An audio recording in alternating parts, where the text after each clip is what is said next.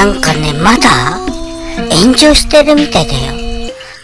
おばちゃんさ、ちょっと忙しくて見てなかったんだけど、総選挙太田光という野獣が火を吹いたんですよ。見てる人がみんな不快だっていう声が今すごいらしいわよ。それでね、二階ちゃんに、怒ってます？なんで？だって人相悪いじゃんって。消されないの？ちょっとそれが、ここまでさ、ニカちゃん怒らせて大丈夫？それで、いつまで政治家やるの？失礼だよ。って、ぶち切れられ。今度大丈夫かしら？おばちゃん、消されんじゃないかなって、ちょっとちょっとね、心配なのよ。山本太郎とかにさ、散々突っかかってって、で、中継切れるじゃん。で、局に戻るでしょ？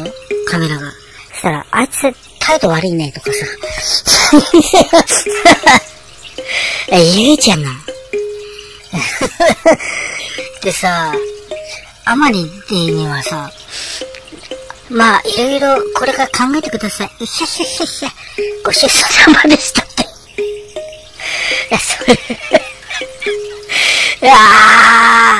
あとね、高市早苗はね、この動画ぜひみんなに見てほしいね。ツイッターでまだ残ってると思うから。終始、何言ってんのこいつって顔してるから。すごくね、いい顔してた。こいつほんと何言ってんのって。嘘。ダビすればよかった。ダビング。ちょっと失敗しちゃったかな。それでさ、松井一郎にはさ、橋本徹が戻ってくれることはないですよね。それは太田さんの方が知ってるんじゃないですか？いや、僕は知らないです。何も話してないし。あいつをまあ、これは正しいわね。これは正しい。ほんと大丈夫？消されない？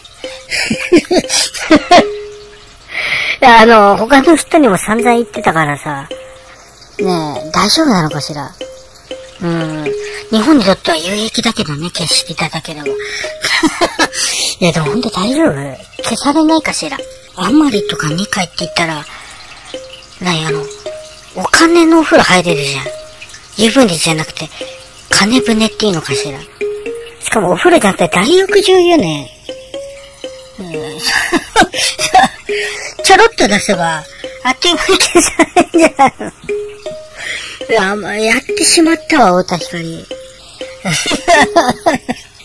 え、おばちゃん。あら、ラビちゃん、どうしたの？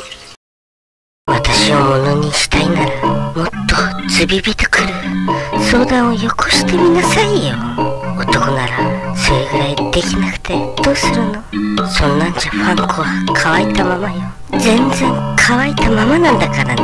東京刺激クラブでは皆様のご相談をお待ちしております。ところでよくある相談が来るんだけど、数字の4にねという書き込みがあるのね。あれってどういう意味かしら？